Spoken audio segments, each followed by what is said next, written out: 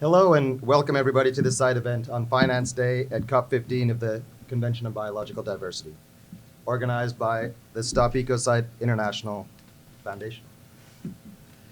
We're going to be looking at an aspect of addressing the biodiversity crisis, which is not currently focused on the post-2020 Global Biodiversity Framework, which is being discussed and agreed upon here at COP15 in Montreal, but which could prove to be an essential part of a practical global strategy to protect nature, and that is the law, and specifically an aspect of criminal law. So first I'll introduce myself.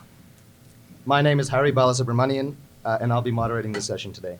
And it's an honor and a privilege to be moderating this panel with this distinguished group of people, talking about a very critical part of the basis from which we can build a global economy and restructure a global economy that values the true nature of what creates value creation in the world. I run two firms that try to connect capital in all its forms with environmental solutions around the world. So an advisory business called Eco Advisors that was set up 10 years ago, recognizing that we can't solve environmental problems with just philanthropy alone, and working with across sectors, across asset classes, and across geographies to direct more resources to environmental solutions and thematic areas around the world. More recently, we've set up an asset management business to move from just advising other people's capital into owning assets and guiding them ourselves on behalf of our clients. So in doing this work, it's absolutely critical to understand what the value base of the world is. And over the last 100 years, we've created an economy that doesn't recognize the single largest basis of value in the world, which is our planet. So if it's not on our balance sheets, how do we get actors, non-philanthropic actors, to value it appropriately and also not treat it as an externality? And that's part of the premise of today's discussion, is that while some businesses are setting great examples in transitioning on a voluntary basis, there's no legal, financial, and obligatory fiduciary basis from which they need to make better decisions and truly allow for the valuation of the biggest asset base in the world. As a result, many companies are increasingly recognizing that they might have a voluntary responsibility, but in order to make this drive at scale, we need to figure out a way and a legal basis from which we can recognize that large asset base. So today we're going to look at an initiative that tries to address this from a criminal law perspective. And to begin the conversation, I'm going to turn to the founder of Stop Ecocide to learn a bit more about the history of how this concept originated and set the frame for how this is going to influence the legal basis from which we respect, nurture, and drive business activity towards a more positive environmental future. Jojo Mehta. Thank you very much. Thank you. And a great pleasure to be here, and again, a privilege to be on such an eminent panel. So why do we need a criminal law to protect nature? Why do we need a criminal law that says mass damage and destruction of nature should actually be a crime, and at the international level? Because that is what our advocacy organization drives global cross-sector support for. There's plenty of environmental law out there, all around the world. And it's a relatively new body of law, the last 30 to 40 years that environmental law has been developing. And a lot of it is in the administrative and regulatory sphere. There are some crimes too. But the reality is that it is often poorly followed, often badly enforced. And sometimes that is to do with the practical nuances of investigating and prosecuting environmental issues as opposed to perhaps more obvious or straightforward criminal issues around damage to people or to property. But there's a very fundamental aspect in there as well that is cultural and very, very deeply rooted and has been developing over centuries, and that is our alienation, really, from the natural world. We tend not to consider damage to the living world as seriously as we do damage to people and property. And a very simple way to illustrate that is just even the existing environmental crimes, such as illegal logging, wildlife trafficking, poaching, these kinds of things, are already the third most lucrative criminal activity in the world and most engaged in, on a par with drug trafficking. And yet, nothing like the level of enforcement or prosecution. And so, we have a situation here where if you are campaigning for human rights or social justice, you at least have the knowledge that there's a sort of foundational basis where you can say, mass murder, torture, rape, forced disappearance, all these things are really, really deeply serious crimes. If you're trying to protect nature, working in conservation, anything to do with protecting the living world, then you just don't have that foundational piece. It isn't there. And so bringing into being a criminal law that can say the worst harms and name them as crimes has a kind of foundational support, if you like, for the protective law that's already in place, and has the potential effect of helping to shift that kind of understanding that we have of what is our place in the natural world, and that's super important. Now, this movement, because it now really is a movement globally, at which we find ourselves at the heart of it, has been kind of gathering momentum very strongly over the last couple of years. And there's one very key milestone in that has made a huge difference, and that is the actual legal defining of what we mean by ecocide. And our foundation last year convened an international panel of lawyers, 12 lawyers from around the world, with the remit of coming up with, of drafting a crime that could fit into the Rome Statute. The Rome Statute is the governing document of the International Criminal Court, and the crimes that currently fall under its jurisdiction are war crimes, genocide, crimes against humanity, and more recently added the crime of aggression.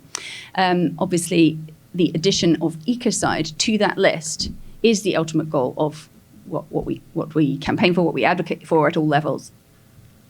And previously, there have been working definitions of ecocide in the past. There'd always been a lawyer or perhaps a small group of lawyers getting together saying, well, we think ecocide should be a crime and we think it should look like this, which is all very well, but doesn't necessarily have the level of credibility, political acceptability, and kind of the gravitas that would have a government actually consider it. And we were approached in 2020 by some politicians from Sweden who said to us, could you, this is obviously your area of expertise. We've been working in advocacy for this for nearly 10 years, although the organization was born in 2017. And they said, would you be able to convene a drafting project? Would you be able to effectively commission a definition that we could credibly present to our government and say, could you take this forward at the international level? And that enabled us to bring this group of top lawyers together with very varying backgrounds. Some we had international criminal law, public international law, human rights law, climate law, environment law. But also different ideologies, you could say. We had someone from the International Law Commission. We had a former ICC judge, so very kind of establishment figures. But we also had a lawyer like, for example, Pablo Fajardo, who worked on the Chevron case in Ecuador, and was very much seen as a people's lawyer, if you like. So the range in that panel was huge. And what that meant is that everyone had to sacrifice something in order to arrive at that definition. And the reason I make such a big deal of the definition is that it's made a huge difference to the political conversation. And one of the things that was so remarkable about it is that the core of it is so concise that it fits on the back of a business card. And this is a remarkable thing, particularly when you're dealing with politicians who are often very busy, and reading a 20-page report might be something that they'd put off to the following week, if you're lucky. But you just hand them this, and they can read it and say, as they normally do, okay. In other words, when you read this core definition, we have yet to encounter anybody that says, oh God, no, that shouldn't be a crime. And it's this. Ecocide means unlawful or wanton acts committed with knowledge that there's a substantial likelihood of severe and either widespread or long-term damage to the environment being caused by those acts. It's actually very simple, and it's very easy to understand for anybody. But when you look closely, that language has all come from established international treaties, so it's familiar language to those who are working in international law. And it's also very strongly based around, in a sense, a kind of outer barrier. Because one of the things that we are seeing, and I think we're seeing it across the world, but also kind of at all levels of society, is a kind of frustration with, the understanding of what level of crisis we're dealing with, which is, I don't need to go into all the figures of, the doom and gloom of what we're facing in terms of a climate and environmental crisis. That's all there in the international reports, and you'll all be familiar with it. But there's this frustration with how this is being met, how it's being met at the government level, how it's being met at the corporate level. What is the action that is coming, that is being taken in, and is it commensurate? And I think that there's this growing sense that, really this is not, it's the action that's happening is too slow. And that we need to be moving faster. That the policies and the decisions made at industry level need to be having a much more a faster effect and need to be more substantial. And where does Ecocide law come into that?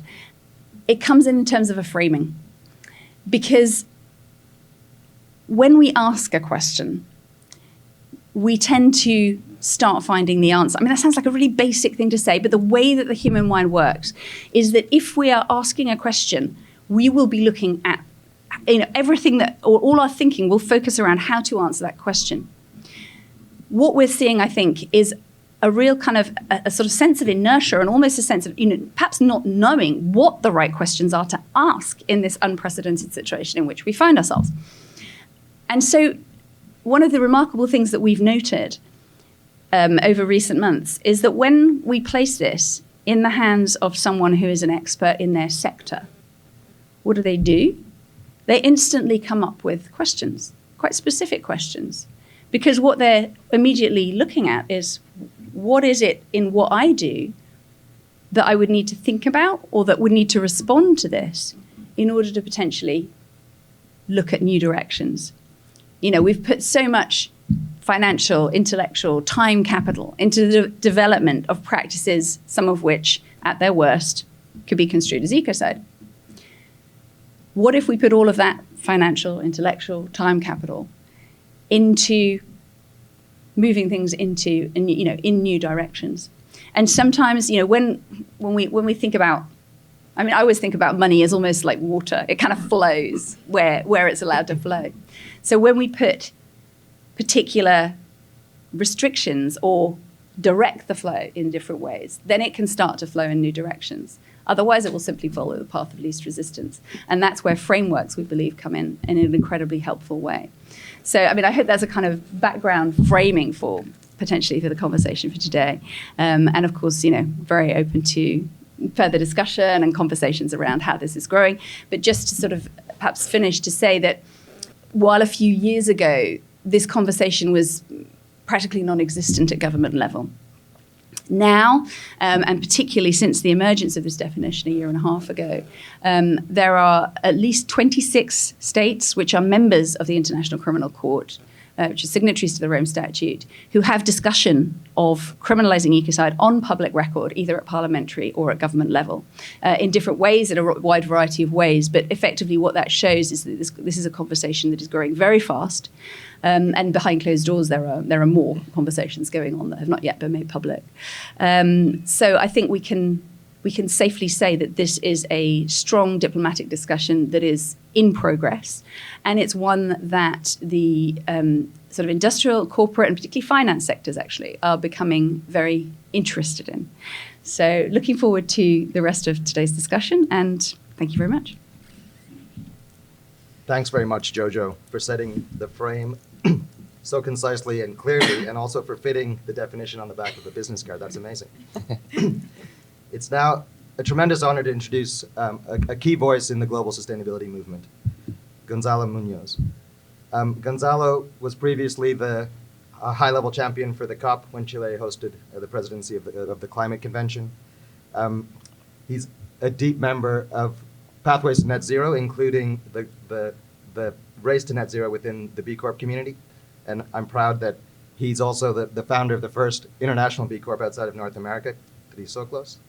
And we were one of the first B Corps to be recognized in Canada, so we share a history in the B Corp community as well.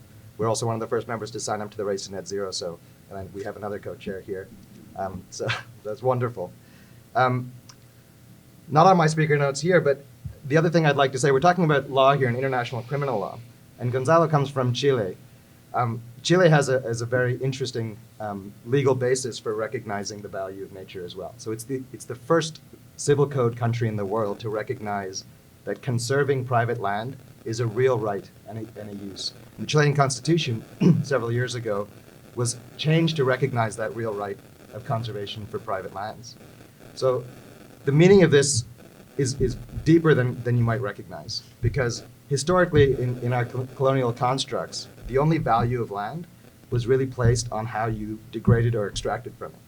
So if you had private land, the concept was that you had to produce on it, you had to cut down the forest, you had to extract from it. And in fact, if you conserved it, that was considered a non-use, and the government could take away that private land from you. So to recognize that constitutionally in the country, that conserving land is actually a use of land, and you have the real right to do that, the constitutional right to do that, is a tremendously powerful legal construct to allow us to conserve nature. So what I want to recognize is that we're talking about something at the International Criminal Court here that is entering the global conversation, but it has happened in a jurisdictional context in the country of Chile. So there's a pathway to recognize the real value of nature. Gonzalo, I'd love to hear some words from you about the perspective from a sustainability champion in the world, in climate, and also in the value of nature. Well, thanks so much. It's a privilege to be here. Thank you, Jojo, not only for inviting us, but also for setting the room for the event and for everything that is happening around Stop Ecocide. First, I would like to refer to both what we're talking today and also, as you mentioned, all the conversations around climate, around B Corps, around working more strongly with the environment. I'm just coming also from Uruguay, where we started the negotiations on plastic pollution. So why all of that is happening? It's because we are now living the era of the consequences of being 8 billion people living in a mad way, right? I mean, we have to understand what took us here, and therefore, what are those drivers that are generating such a level of mess, and therefore, potentially, and hopefully, what can bring us out of this main problem. We're absolutely, probably all of us, connected to the sense of urgency that this topic requires, but also I think that it's important for us to understand that this discussion didn't start yesterday, didn't start with Stop Ecocide or Race to Zero. At least this started 50 years ago with the Stockholm meeting, when we had enough evidence that if we continue in the right trajectory, we were going to have and be facing many concrete challenges around the way we were developing. So I would like to refer to, again, like the trajectory on one side, how slow this has been, but also why it is somehow important to manage it through a concrete process that is related to the role of nations, and then connected to, I mean, this is somehow also a business event, right? I mean, we're trying to bring the business sector to be much more in front and progressive and connected, and hopefully moving the needle and generating the conditions, even for the law to be absolutely natural. So I think that we have failed in having common understanding and common goals. And of course, it takes a while for having a process that understands the level of urgency, the problem that we're confronting, which are the goals that we should be working towards. And therefore, I'm a person that is totally connected to the role of multilateralism. I definitely agree that we require to refresh it, to make it a multi-stakeholder multilateralism, to allow all of it to progress, absolutely connected to the sense of urgency that we're seeing nowadays. And in that sense, when it comes to facilitating how to accelerate this multi-stakeholder multilateralism, I think it's all about language. So, I mean, this is brilliant. This is fantastic. Because as you referred to, Jojo, it's not about how you understand the role of Ecocide. You thought, or you as a team, thought on how this can be useful for anyone that will receive it. And many times we are so connected to our own drama, we're so connected to our own perception of the sense of urgency, that we do not understand what we say when we say what we say. We're just connected to expressing ourselves, right? And we kind of feel the frustration of why the other person is not analyzing the problem in the way I'm feeling it, seeing it, understanding it. So this requires the level of maturity of this conversation and the process of Ecocide. How do we find a way to communicate to whether it's a public, a policymaker, whether it's a business owner, a financial institution, or a community that is being affected by an Ecocide, how we can reach the same understanding and the same goals that should be achieved. So let me refer to how somehow, and please don't believe that what I'm going to say is like the perfect solution, but somehow what we did when it came to climate. So of course we had, and in my case, I was named as a high-level champion for COP25, meaning 4 years after the Paris Agreement being signed. And of course, it's much easier to work when you have a framework such as the Paris Agreement. So that framework is critical. We must ask the parties, the negotiators, to come with a framework really now. I mean, without a framework, it will be really hard to move forward with concrete, again, common understanding and common goals. The Paris Agreement sets quite easily 3 areas of work: mitigation, adaptations, and means of implementation. So with my dear brother Nigel Topping, many of you might know him, when we had the privilege of starting working together as climate champion for COP25 and COP26, and with a very weird privilege of having an extra year due to COVID, we decided, okay, this is the moment to do things differently. And we created this, co-created with many other people, these 3 main campaigns: the Race to Zero, the Race to Resilience, and the Glasgow Financial Alliance for Net Zero, connected to the language and the logic of the process. It's not just, okay, we, the non-party stakeholders, we're going to do whatever we think it's the best for the world. It's how can we bring our best practices? How can we bring the best of our sectors towards what the process is expecting to receive? Like it's bridging. And in order to bridge, you need to know which are the 2 coasts, right? It's not just you imagining that you will reach somewhere by only seeing about or thinking about yourself. Those 3 campaigns are based on initially 4 Ps, and this is fascinating due to the conversation today. The first one is pledge. So you have to pledge, and pledge connected to the framework, the ideas, the expectations of the process and the parties. Second is to plan, and plan according to science. It's really important also to have the backup of science. So it's not us saying this is important and this is urgent and this is the most relevant. It's absolutely critical to be backed by science. Third one is proceed. You need to mobilize immediately, not wait for 2050, 2060, 2040. It's now what you're going to do tomorrow or what you're already doing. The 4th P is publish. You have to be transparent and show at least once per year what are your progress, what are you doing. And we just added a 5th P that is connected to this one. It's persuade, it's policy. Because at the end, as you mentioned, voluntarism is fascinating, it's great, it's important, will show possibilities, will allow us to understand what is happening. But if we don't move from voluntary to regulated, we will fail. And therefore, when we offer possibilities as the one that we are offering through the campaigns and having the thousands of business and cities and majors and financial institutions and the trillions of dollars that are committed, all of that is great to show that there are so many people not only progressing and doing what we expect to do, those people are willing to also adjust what they're doing, as we did with the B Corp, right? To adjust what I'm doing in order to be serving a process and serving the whole of the society. But then that's not enough, and that should be just the entry point for regulation that will then create the conditions for everyone to manage in the same way.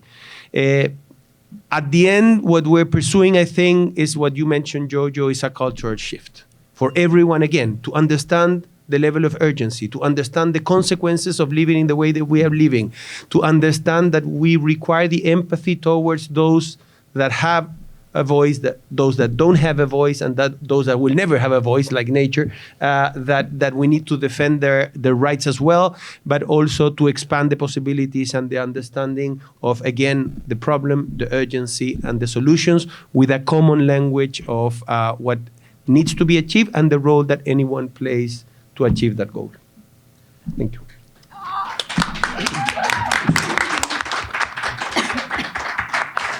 That was amazing, Gonzalo. Very clear and very well articulated in terms of a plan and strategy. So I love the 5 Ps and the 5th one that you've added. The other 4 make perfect sense in terms of progressing from the legal basis into a plan of action with the urgency that you mentioned.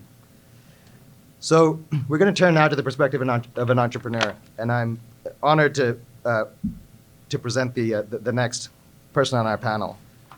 So with a bit of backdrop, though, so we currently spend roughly half of global GDP actively destroying the planet. And where is that money coming from? Well, largely it's coming from the private sector. The next person on the panel is Charmian Love. And Charmian truly believes in the role of business to be a positive force for good. She is co-founder of the B Corp movement in the UK, activist in residence at B Lab in the UK, where she supports the growth of these businesses that can be a force for good. She's deeply committed to accelerating the transition to a more regenerative and circular and inclusive economy. She's a social entrepreneur in residence at the school at the Said Business School at Oxford University. Another link that we share, I teach the impact investing course at Said Business School. And the movement around sort of the education of the next generation into this more regenerative and positive world and how business can play a positive role in the world is deeply needed, and we need more training. So thank you for that. Charmian, I'm just going to turn to you to expand upon the role of business to move and drive this into action and at scale, because we need the scale of business in the private sector and the trillions of dollars that can flow towards a positive and regenerative future. Totally. Oh, and it's so great. So great to be on this panel. I will just, if I may, make just 2 quite quick comments to your introduction. The first actually is one that is a little bit of a nuance. I think business as a force for good is a phrase that we use a lot, but I actually don't think business is a force for good. Business is an empty vehicle that can either be good or bad. What makes business a force for good is the decisions that people make. So actually, what I really believe is it's people who can use business as a force for good. So business can be a force for good, but it does require the decisions of people inside it. So I think we have to find a way of humanizing business and Closer to the mic. Oh, I got to go closer to the mic. Oh, gosh. Okay. I thought my voice was loud enough. But. It is, but maybe for someone that is not in the room. Okay, for someone not in the room. The other thing I will just say is thank you for sharing the sort of story that I've had with Oxford and with the B Corp movement. Actually, a few months ago, I took on the role as Global Director of Advocacy at Natura & Co., which is the world's largest B Corp. And I'll explain a little bit about why and how that transition links to the conversation that we're having here today.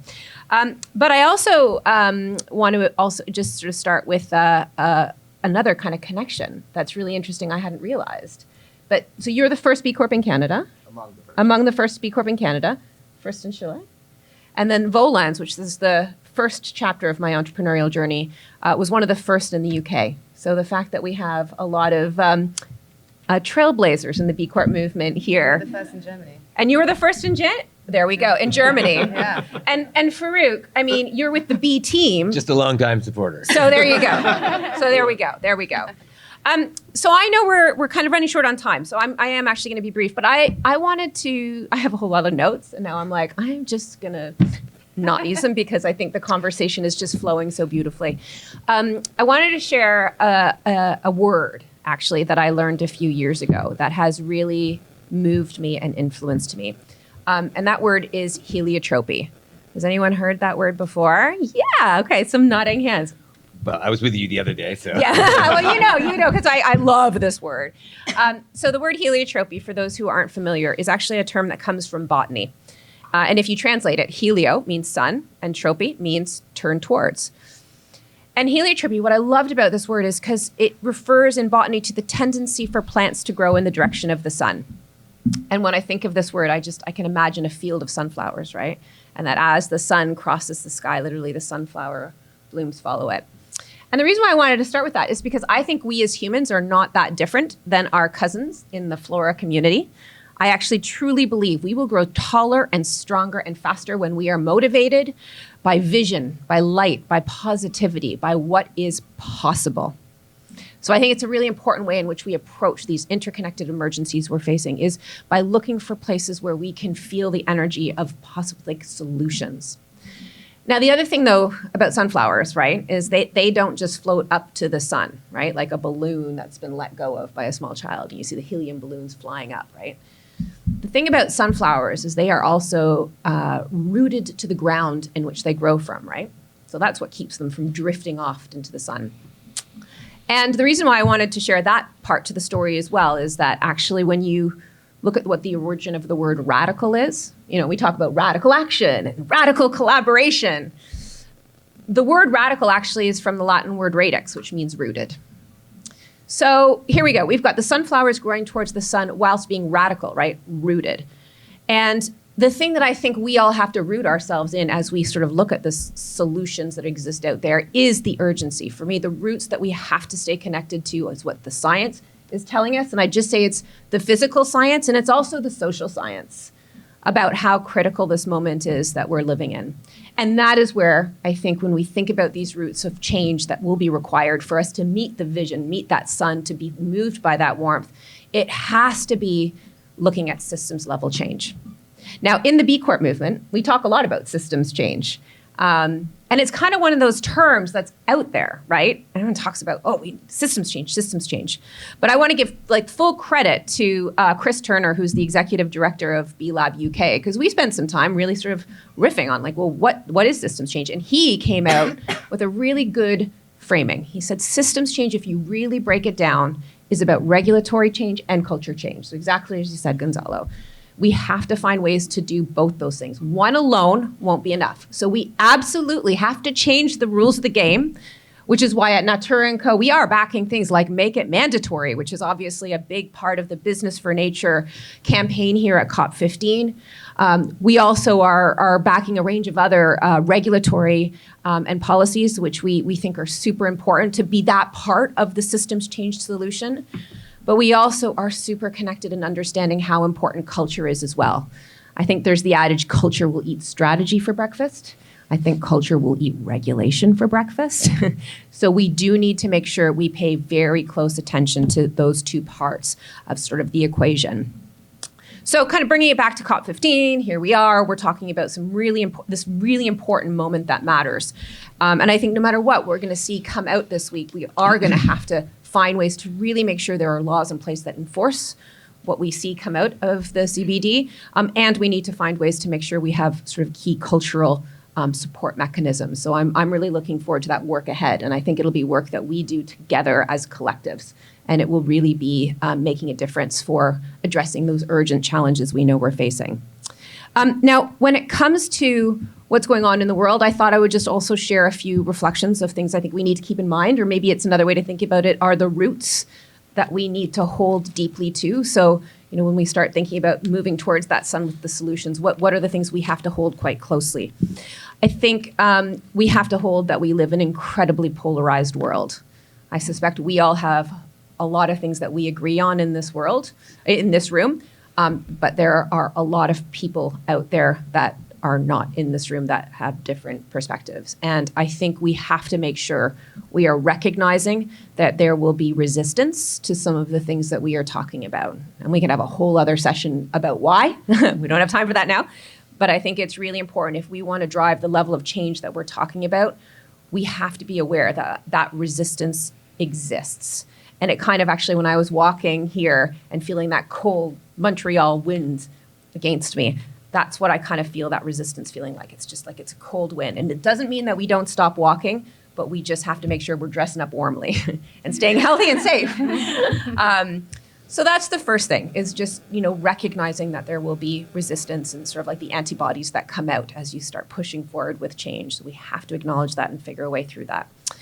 The second thing is also coming from a company that is got its roots in the global south. So Natura & Co., for those of you who aren't familiar, has 3 brands in its family. It's the world's largest B Corp, so that's another B Corp connection here. But the four brands in its family are Natura, which is the mother brand in Brazil, The Body Shop, Aesop, and Avon. So those are sort of the family of brands. But the reason why I want to bring that up is I think that with the laws that we are talking about and the changes we are talking about, we have to, in addition to noting the resistance that could have come through, we have to also acknowledge that the global south and the global north need to be considered equally in this situation. So in other words, we have to make sure that if there are laws being put in place, they are laws that are not going to privilege the global north. And I think that's all I'm going to say on that. But it's a critical piece. The last thing I'll just add is that we know that there's a series of institutions that already exist, and you talked about multilateralism, and you talked about the work that you do at the UN.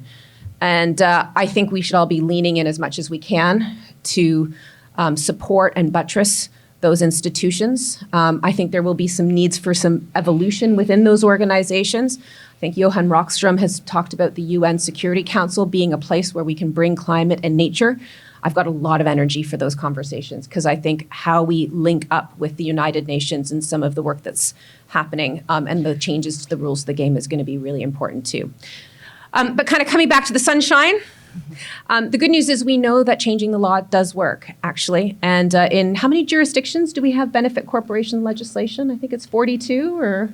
A little bit more, because you have 42 probably states in the U.S., then you have Italy, Colombia, yeah. Uruguay, Peru, and Ecuador. Yeah, so there's a range of countries in the world where they have passed laws that enable a company to be a benefit corporation. That is voluntary.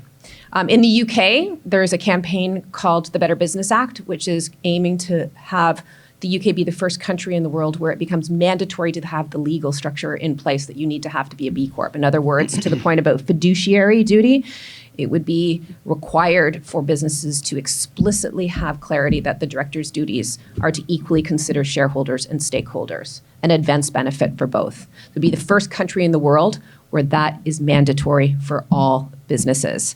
So just to say, totally aligned that there are ways that we have to find ways to move beyond the voluntary and make it mandatory, which is the campaign here, and we're finding different ways to see that happen. If anyone's interested in that, we have some materials in the UK that actually outline why this is beneficial for business as well. But I think that's probably enough for me. So let's keep on going towards the sun, but let's also make sure we stay very deeply rooted in the urgency, in what the science, the social and physical sciences are telling us, and in how important it is for us to come together to make sure that the changes we are focused on now are truly systemic in nature, because that is what the moment we live in calls for. Thank you very much, Shah. I want to reflect back on the initial point that you made, and it deeply resonates with me, right? That a force for good is actually people, backed by culture and values. And as you said, business is a vessel. It's in fact a theme that came up when I was at Oxford in the summertime. We had a debate, an Oxford-style debate at the Union. And the topic of the debate was tainted money or taint ever enough? And the thesis of our portion of the debate was that money, just like the capital, just like business, is morally agnostic. It's what we do with it that matters. Yeah. And what we're talking about here also is the fact that we can have the power to change how capital, how business, how everything that we do is rooted in our values and culture for a better world. I'm honored to introduce our next speaker, Sophie Dembinski, who's Ecosia's Global Head of Public Policy and the UK Country Manager. She has a legal background, she has a policy background, she's been an advisor to several organizations and institutions. She's passionate about social and climate justice and believes that business must engage with both in order to move forward into a livable future. Very, very consistent with the theme of the conversation that we're having today. Sophie recently contributed to the UN Race to Net Zero Pivot Point report on the topic of ecocide law, and we'd love to hear your perspective in advancing this conversation around how we can move from sort of common understanding, as Gonzalo said, using the power of values, culture, that people are a force for good, and can push business and capital towards a better future, and how we can make that and drive that more towards implementation to actually make a positive future for the planet. Yeah, absolutely. Thank you, Harry. And actually, I'm in good company again because I think, Shah, you also contributed to that report, didn't you? Yeah. So there's a few of us doing kind of similar things, pushing this agenda forward, which is wonderful to see. So, I was delighted to contribute a chapter on Ecocide law to the Pivot report, which was fantastic. So that was launched by Nigel Topping and the team there at UNGA this year, which was wonderful. And that whole report was really about building the groundswell for climate action and the new ground rules for the economy, which is really important. And this is why we're all here, really. It's about these ground rules. And maybe just taking a step back about why I'm involved in the first place and kind of helping to corral businesses behind this really important movement when it comes to these, ground rules that we're going to need for this new economy that we're talking about. So a little bit about Ecosia. So Ecosia is a tech company that basically has inserted into the vehicle of a business, and talk about the governance of businesses and kind of what we're pushing for in terms of steward-owned businesses, etc. But we exist completely for one purpose, and that is to reforest the planet. Now, people know us as a search engine that plants trees, essentially. So we use the revenue of a search engine and we direct all of that towards fighting climate change. 80% has always gone into reforestation, largely to protect fragile ecosystems, so biodiversity hotspots. And then the remaining 20% has gone into other things, which I'll talk about in a second. But for us, this conference, the global biodiversity framework that is being negotiated is incredibly important because there's absolutely no point in us planting trees. We've planted over 160 million around the world, and leading the way in terms of how they should be planted, what kind of biodiversity certification requirements are needed to make sure that this whole approach to restoring land is indeed very much contributing to biodiversity gains.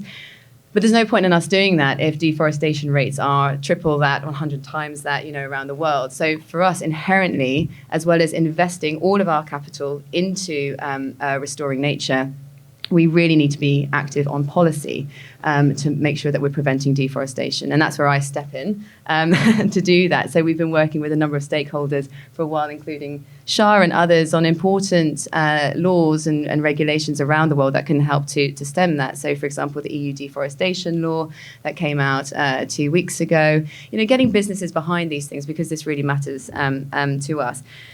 But ultimately, in terms of what is really going to make a difference when it comes to systems change, which Shah just kind of spoke about, we really need to be looking at transformational laws and regulations here because we don't have a lot of time. And actually, I was listening to a panel yesterday at the Nature Positive stage. And there were some young activists that were there. You were there as well. And I'm sure others were there too. And I was really touched by one of the analogies that one of the young activists kind of spoke about, which is essentially that the biodiversity crisis is like this unstoppable train that is just rushing off a cliff. And she said, well, you can't, at that point, one person is not going to be able to stop that train. We need everyone. And absolutely, we do need everyone. And we need an ambitious deal here to slow that train down. Is it going to stop it, though? Is that going to be the thing that's going to stop it? Probably not. It's going to slow it down, and we're going to be able to do a lot of good in that time. But then I got to thinking, what is going to stop that train? And when I think about it, we need the weight of the other institutions that we've developed over the years all together to really kind of stop that train, and that is international law. So I think that for me, when I'm thinking as a business about what can I back and invest time in to really prevent mass deforestation in our case, because that's where we largely work, but other areas as well of mass destruction of the environment, for me, that is the thing that can stop the train. But there's one other thing as well that will stop the train, and that's kind of going further down the carriages of the train to the engine room, and to basically stem the fuel that is being put into that train, quite literally, I suppose, in this case. And so we need to go to the source of what, we need to ask the question, why is the train going so fast off a cliff in the first place, really, and go to the source of that. And that is basically the systemic drivers of biodiversity loss that we have built this economy on. We need to kind of look at that and think, is this fit for purpose, really?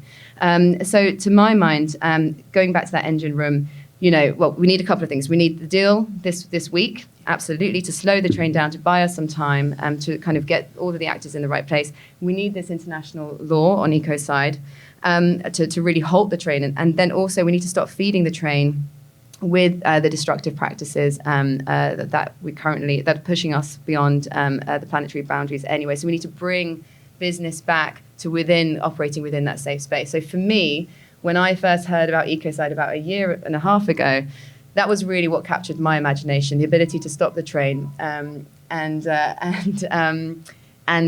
so why we as a company support this, and are hoping that others will as well, because we need to look at these systems changes. And actually, one other thing I would say: so Ecosia, as many people know, is the search engine that plants trees, but we also have developed a number of other kind of channels of things that we can do to help with climate action along the way. So we invest in regenerative agriculture, renewable energies, etc., working with climate activists, and policy change.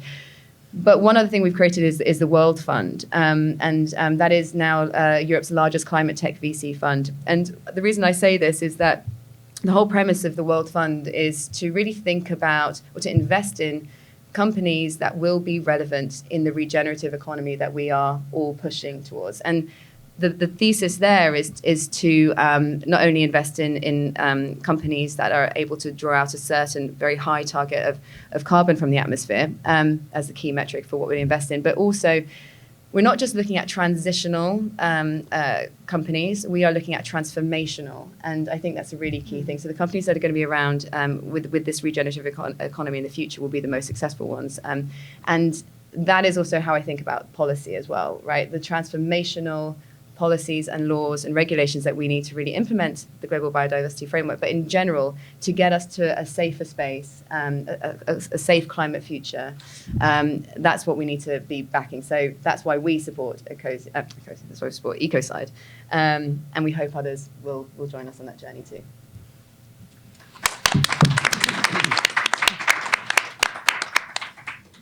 Brilliant, Sophie. And that's a great transition into how I want to turn this conversation in terms of the opportunity, right?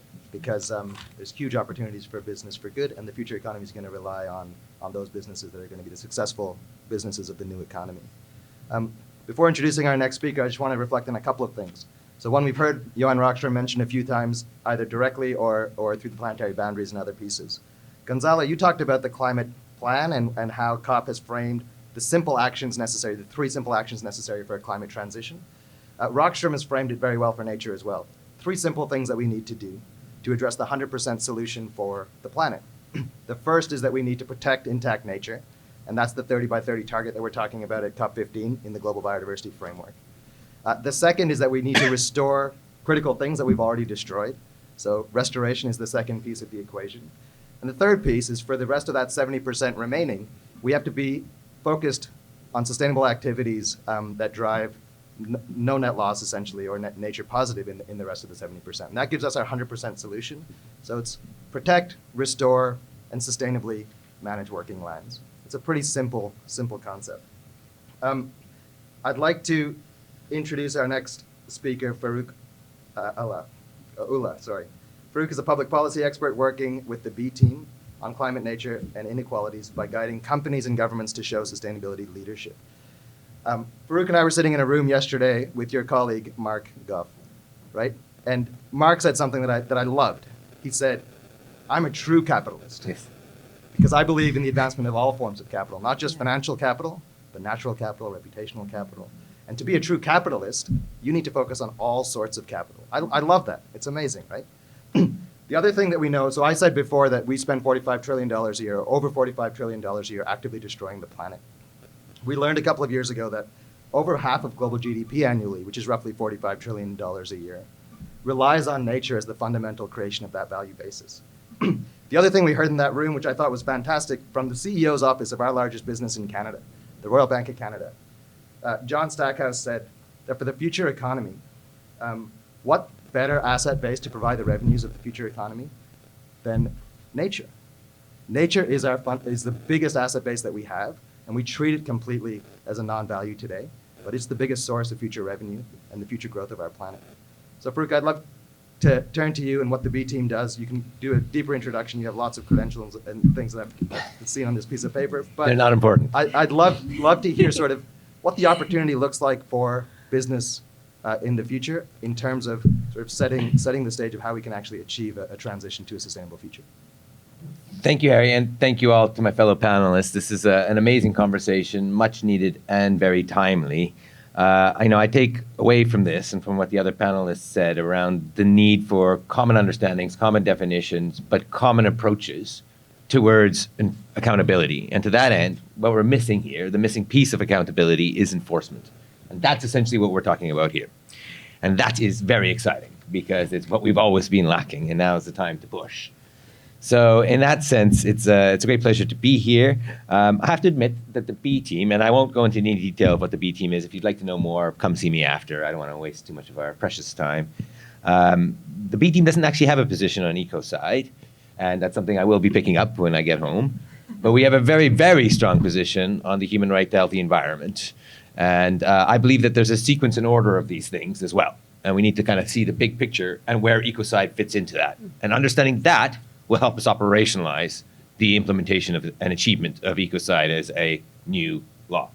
On that point, I actually had the pleasure of working with Polly Higgins back many years ago on this work. And there is, again, this sequence that Polly and I talked about back in the day that I hope that we still kind of take forward, which is that we start with human rights, then we move to Ecocide, and then it's the rights of nature. And if we can see that trajectory, I think we're on to the action plan that Gonzalo was calling for. And I think that's quite exciting because, as you may know, in July this year, the Human Rights Council, last year was the Human Rights Council, this year was the General Assembly in July, has now affirmed the universal human right to a clean, healthy, and sustainable environment, which means, as of this summer, everyone, everywhere, for the first time ever, has the human right to a healthy environment. I think that's a bit special. Mm-hmm. The B team was instrumental in getting this off over the line. I've been working on this for many years, and when I joined the B team, I kind of brought this in with me. And what the key takeaway here is, what I found in this work and our work on environmentally harmful subsidies as well, is that business's silence on these key issues is quite often used as complicity. And the first step of accountability is to shine the light. And that's what we can do. That's what we can do together. I think we'll talk about, Sophie and Shar and I will take this away and talk a bit what business can really do on this issue and maybe come back to you with a bit of a plan. But when business has stepped up on the human right to healthy environment, it essentially sailed through. 140 votes for, 8 votes for abstention in the General Assembly, 0 against. The UK and the US voted for. The UK and the US never vote for new human rights. That is impressive. I've got to be honest with you. I mean, it helped that we were doing a lot of behind-the-scenes advocacy, writing emails to key people with a bit of sort of veiled threats that if they don't do this, we will be very unhappy. But it's still incredible. All countries in the world voted for or abstained. Nobody voted against the human right to a healthy environment. What that means is we now have a legal basis for climate justice and environmental justice movements. I think that was a missing piece of the puzzle that we didn't have before. We now need to replicate this for Ecocide. It's a different beast, however, and we need to understand that. And specifically drilling down on business, it's a challenge. I actually played a bit of a blinder on business with the human right to healthy environment, in which we kind of just said, don't worry about it, there's not going to be any litigation, you're fine. Which is not wrong, because under human rights law, it's governments who are the duty bearers. We are the right bearers, they're the duty bearers. So it's actually governments who are on the hook for the human right to healthy environment, which means now anyone can take their governments to court if they think that their human right to healthy environment has been infringed. However, Ecocide is different. Anybody can be accused of Ecocide. So we need to be very careful about how we do this and how we bring business into the fold, understanding that they might have some resistance. So I think actually our job ahead of us is a combination of both capacity but also confidence building. I think that's what we can focus on in the next little while. And I do firmly believe, though, if we can bring business on side, let's be honest, money talks. Money talks and governments listen.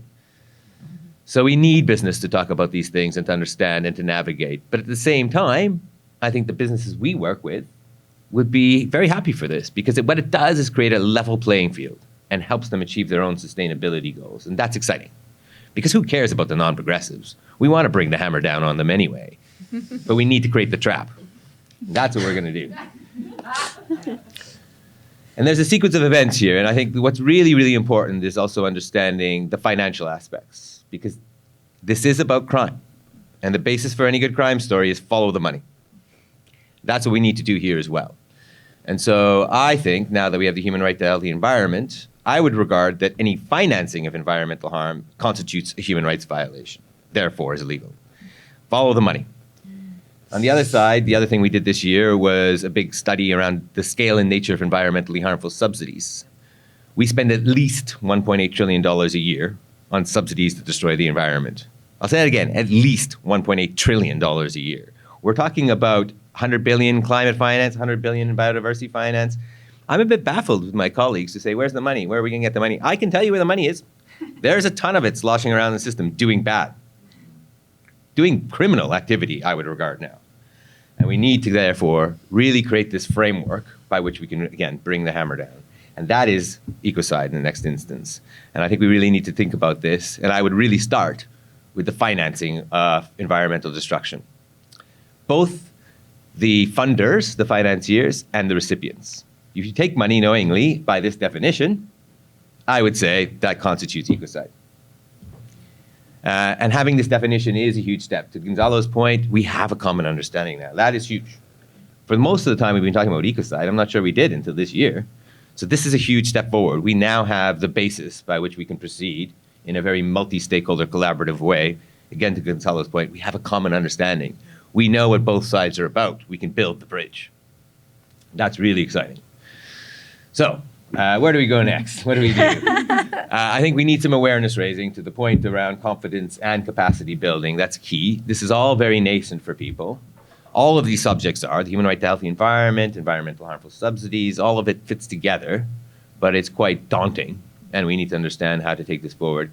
And all of that hinges on the success of the global biodiversity framework, again, as the core basis for a common understanding around what we think is environmental protection and what needs to be protected, and therefore what constitutes ecocide in a much more agreed way, an applied way. So we have the definition, now we need to apply it.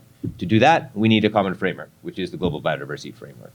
So all of it I can see hangs together in a very, very neat, tight package of reform, and we can move forward on this, and I think it's very exciting. But the focus is right now securing an ambitious GBF. And I have to be honest, things are on a knife edge. The negotiations, as you well know, collapsed last night. And what was the point of the collapse? Money, finance. Again, it's all about money. So we really have to think about the role of finance within all of this. And I think if we can get that right, we get the economics right, then we have something. If we get the economics right, then we get the law, then we do the politics. That's the sequence I can see in my head anyway. But let's follow the money. And I think then that's the way we can pursue and operationalize ecocide. Thank you.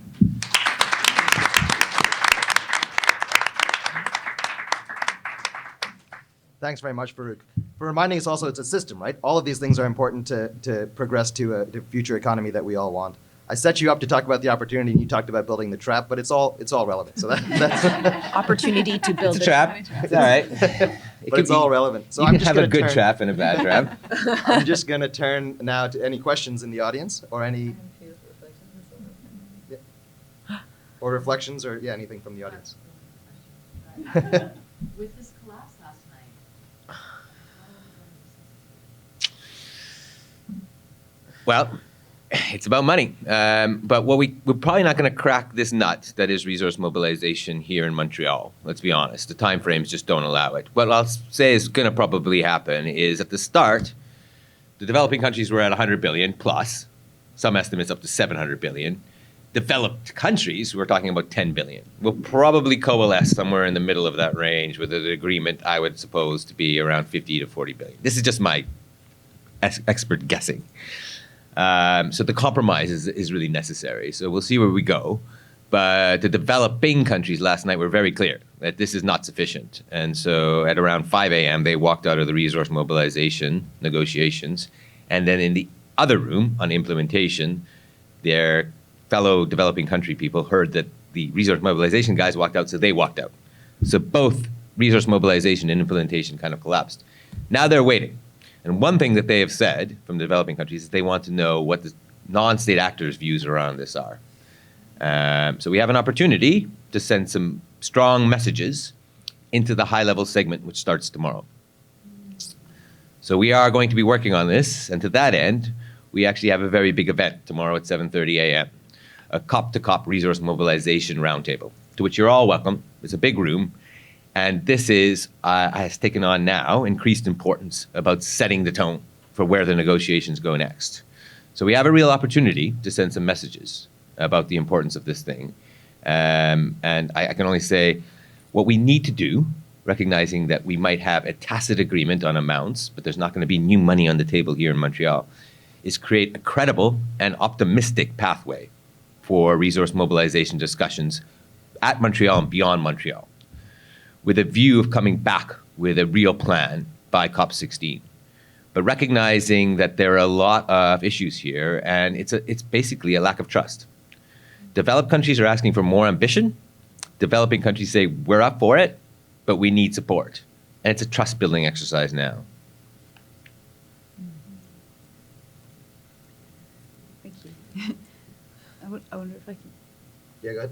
Yeah, that sort of leads in a little bit to one of the things I was going to come back to that I think Shah brought up about the global north, global south aspect, and that trust building. And one of the things that we believe is an interesting potential in the Ecocide sort of the proposal to criminalize Ecocide at the level of the ICC is that because the ICC focuses on individuals, not on state parties, not on corporations, but on individuals. In other words, the key decision makers, and it kind of goes back to you kind of go as far kind of up that hierarchy as you can to find those decision makers.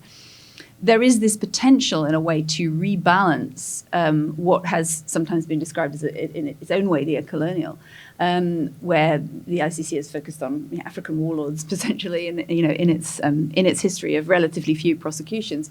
Because while a lot of the ecocidal activities may take place in the global south or in the poorer areas of more wealthy countries, the decisions that lead to those activities almost invariably come back to the wealthy north.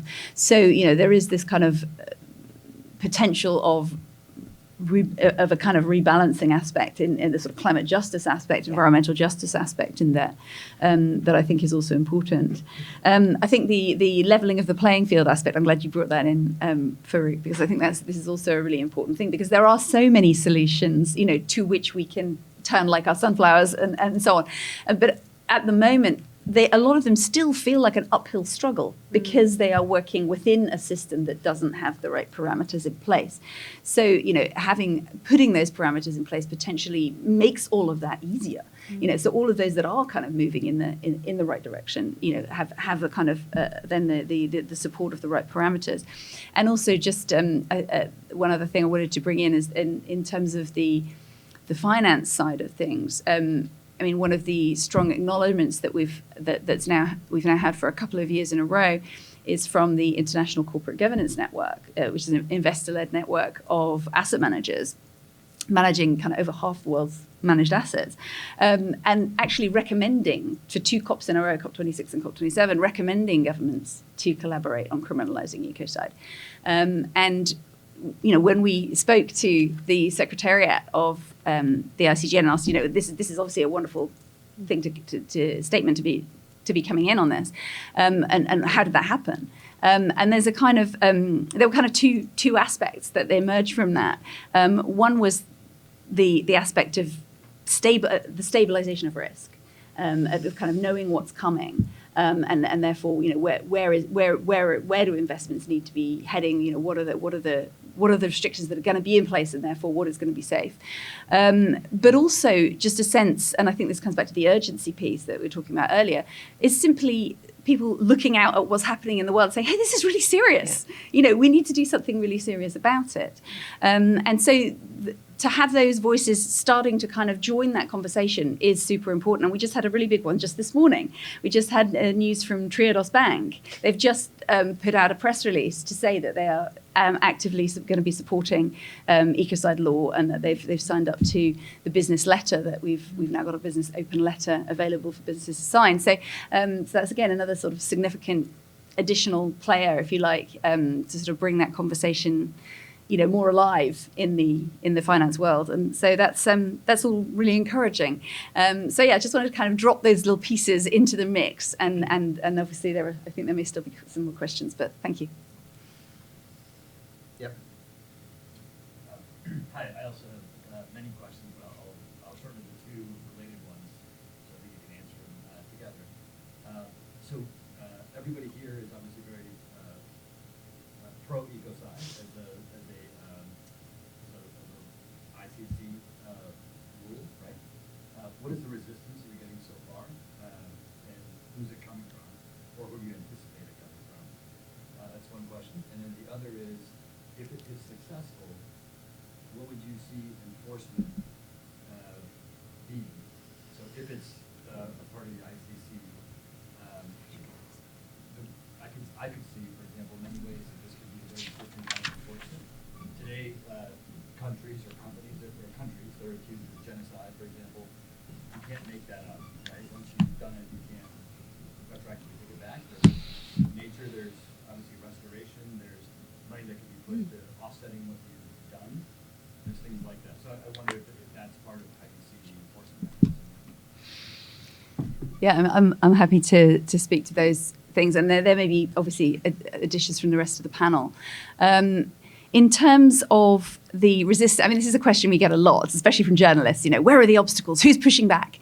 Now, obviously, we would never claim that nobody's pushing back, but what we can say fairly confidently is that they're not doing it in the public space, and that is. I think we sort of predicted that we'd get to this point about 3 years ago, and I think we have kind of reached it now, where no government is going to want to be seen / heard actively saying no to this, because they're just going to look a bit crap. And so what we're actually, the kind of political response that we're getting sometimes from perhaps more conservative quarters is, we know this is coming, we're not sure we're ready, and maybe looking at, could we look at other ways that we could, and there's a certain amount of sidestepping going on, but very little direct objection for fairly obvious reasons. The worse the situation gets in the world, the less anybody wants to look like they're actively trying not to do something about it. So that's sort of one aspect. It's also a reason why, as a sort of advocacy organization, we consider one of our key jobs to be doing now. I think, who was it was talking about shining a light? Was it you? Mm-hmm. Yeah. The shining a light aspect is really important. So keeping the conversation in the public arena as much as possible, because it's such a kind of, on one level, such a no-brainer that, we should simply say, look, beyond this level of harm is simply not acceptable, because otherwise we're just going to sink our own ship. If that conversation is kept in the public sphere and drawn out into the public sphere as much as possible, it's where the resistance is hardest to put up. So, although there may be lobbying going on behind the scenes, or beginning to go on behind the scenes, it doesn't tend to be made visible. So we try and keep the conversation as public as possible. And I think a lot of in a sense, if we were to talk about pain points, as somebody did the other night with us, one of the key ones is actually information, in the sense that this is still such a new discussion for so many people, that it can, an initial response could be quite, this sounds a bit scary. But that's because, there are so many, and then this comes out to the language piece as well, there are so many associations that people have with even just the word crime. You immediately think kind of dark alleys, knives, all of this kind of thing. And actually people sometimes forget that, criminal law is ultimately meant to be protective. Murder is a crime so that people don't go killing each other. Effectively, there's a whole other side to the criminal law, which is, drawing of these moral lines, making clear what's acceptable or what's not acceptable. And I think the other thing that's also important, and this is really often asked by businesses, is, will it be retroactive? Now, of course, anybody kind of understanding the rule of law knows it doesn't work like that. It's not like we're going to put this law in place and suddenly everyone for the last 25 years that might fall under that category is suddenly going to be prosecuted. It doesn't work like that. And it's actually quite important that it doesn't, because effectively it takes a bit of time to get an international law adjusted, to amend an international statute. And it's really important that that's the case, because actually the real power in terms of strategic change is not when their law comes into play. It's before that. It's when people can see it coming. So that's when the adjustments to strategy start happening. And I think this proves that the fact that the Pivot Point report included that whole section on ecocide law as a driver of change, really proves that point, that effectively when people can see new parameters approaching, that's when they start getting creative with what it is that actually needs to be done to put that in place, and it becomes a lot less scary. So that's one aspect. I realize I haven't even covered the other. But Can I just respond as well, just to clarify? So not everyone on this panel does kind of outwardly kind of support it as a company. So just because within the business community, I think that this is a conversation which, as Farooq said, is very new, right? And I mean, and so I think that's important to note that not everyone's kind of endorsed it, but it's a part of a conversation about how do we get there eventually. And I think that diversity of views within the business community is really important, because we're all going at different speeds and we have different interests. And certainly a large multinational company where you have a board to consider and what their duties might be. I mean, it's a very different discussion to one like mine, right? Which is kind of Germany's first B Corp, fast moving. We're about 100 people, and I can easily sign off on these things. So I think that these different speeds within businesses are really important to consider. But as Jojo just said, I think it's already this kind of idea just having it out there. I mean, we probably wouldn't be talking about Ecocide if we didn't have as little time as we do when it comes to the climate and nature crisis, right? Like, if that didn't exist, would Ecocide be necessary? I don't know, but the reality is that we have a limited time frame, and we need to make transformational changes right now to the way that our systems work. And this is why this is so important for us to kind of look at right now. So we need to kind of prevent false solutions from emerging. I mean, I work in the tech space. When it comes to enforcement, I mean, we see fines being issued to what we call kind of gatekeepers, large tech companies, big tech giants, constantly in different jurisdictions. Does that change the behavior? Does it level the playing field? Not really, right? And we don't want to see that same thing happen here when it comes to talking about the practices with some of the large companies where they're like, yep, voluntary targets here, left, right, and centre, but actually nothing really changes. So I think that this already is starting to kind of get into people's psyche, kind of thinking about, how do we reimagine our relationship with nature? The idea of deterrence. I mean, certainly when it comes to enforcement, we don't want to see lots of business people suddenly taken to The Hague. That's not what we want. We want actually to have kind of almost an ex ante, kind of like preventative way of thinking, where people are already starting to take that responsibility more seriously when it comes to nature.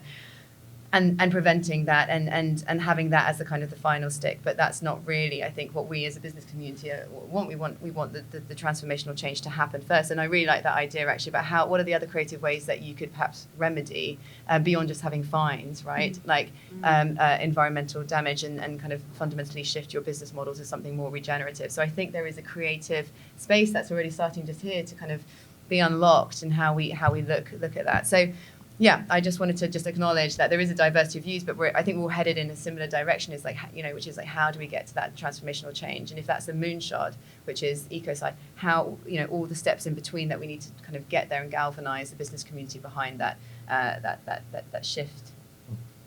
Can I jump in?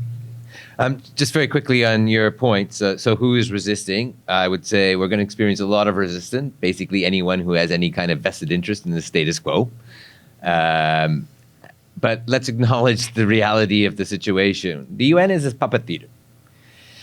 The real power are the people pulling the strings of their representatives in the governments. Let's not name names, but they don't show up. We're not debating real power here, ever. And that's okay. I engage with the UN system knowingly about that. And I think we all need to kind of really realize that sort of situation and come to the UN with that realization that this is not where real power comes to discuss the state of the world. So we need to be very clear about that. And that includes their representatives, the governments of the world for whom they work. And so we need to be very clear. And again, not without naming names, I think we all know what we're talking about. On the enforcement thing and the ICC, that's the end goal for sure. But how do we get there? And I think this is what we need next is we have the definition. We now need, again, an action plan or a plan of action around it. But the whole trappings need to be built up. And I think this is about now operationalizing Principle 10 of the Rio Principles. So as you probably all know, the Rio Summit in 1992 did many things, including the 3 Rio Conventions. We are here talking one of them, the UN CBD. climate change and desertification being the other. But they also released a set of principles, 27 principles for how to do all of this stuff. And they're pretty good, by the way. And principle 10 is around access to information, justice, and redress. That is very, very important. And we need to build that in. And we need to take Article 10, combine it with this definition, and turn it into an actual proposal for probably a General Assembly resolution. Again, learning lessons from everything we just did with the human right to healthy environment and the process we went through. So I think there's a lot we can learn from there and translate into this and to turn into developing a plan for action. But that's the step, because what we need is to normalize this whole conversation. And that's the point of the General Assembly. It's an agenda-setting, norm-setting body. And what we need to do now is set this as a norm, a global norm. That's the first next step, is my mind. So we're coming up on time. I will ask Gonzalo Shar any quick final reflections to kind of wrap. We had the other three panelists comment on the last question and provide some thoughts. So, anything? Well, I was mostly reflecting on the topic that Farooq brought in terms of the difficulties that we're confronting now regarding the finance that is required. And I totally agree on the idea that at the end we will need that money to flow as water, as you said, Jojo. And I'm wondering whether we're in a chicken and egg problem, right? Because at the end that money will flow easily if we have a framework, right? And therefore the only thing that comes to my mind as a possibility of destructuring that chicken and egg problem is the idea of the expectation of parties to receive some sort of strong message coming from non-state actors, that message coming with the expectation of high regulation. If those non-state actors come asking for higher regulation, then that can dismantle that chicken and egg problem. So that's when this conversation comes into place much more urgently.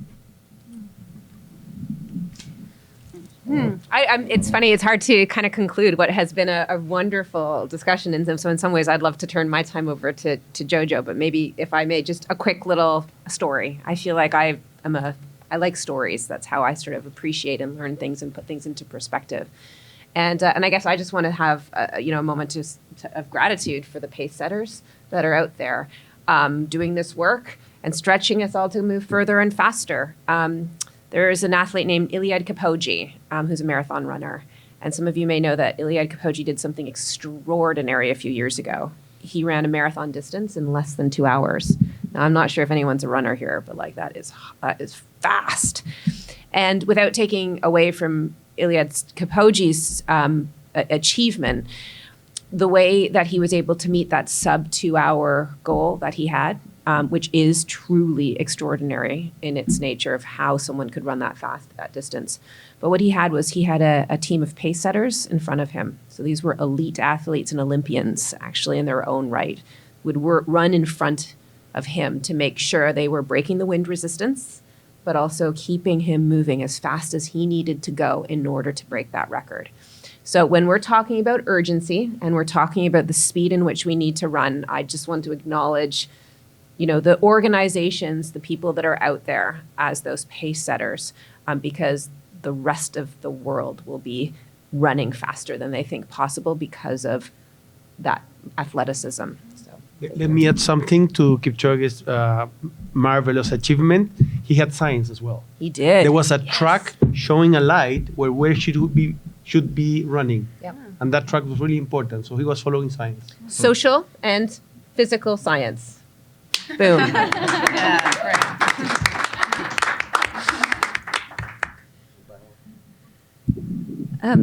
I suppose just as a sort of final thought and coming on from that rather lovely story is that, I think that is absolutely where the role of Stop Ecocide International and other advocacy work comes in, and from what Gonzalo was saying as well. And I think when we first started working, when we first began this campaign, it was very much a question of, talk to who will listen, because that's all we can do. It's now become a very concrete policy of talk to everybody, because the bigger and broader the conversation is, the more the politicians and a business and everybody joins the party. And so it's the sort of breadth and visibility of the conversation has a very concrete accelerating factor. And I think that was beautifully illustrated by that little anecdote. So yeah, so join the conversation. Thank you.